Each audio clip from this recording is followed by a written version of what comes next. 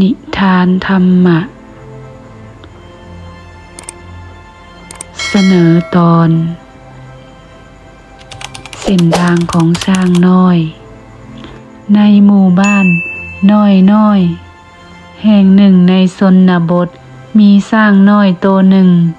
ชื่อมันว่าเจ้าช้างพายช้างพายเป็นช้างที่มีจิตใจที่ดีงามหลายและมันยังขยันขันแข็งชาวบ้านต่างหักและเมตตามันและชื่นชมย่องยอในความอดทนของช้างพายแต่มันยังมีความฝันที่ยิ่งใหญ่กว่ากับการที่เป็นช้างที่ยิ่งใหญ่ในหมู่บ้านมันยังมีความฝันคิดอยากออกเดินทางเพื่อค้นหาความหมายของชีวิตของมันเองอยู่มามื้อหนึ่งช้างพายได้ตัดสินใจออกเดินทาง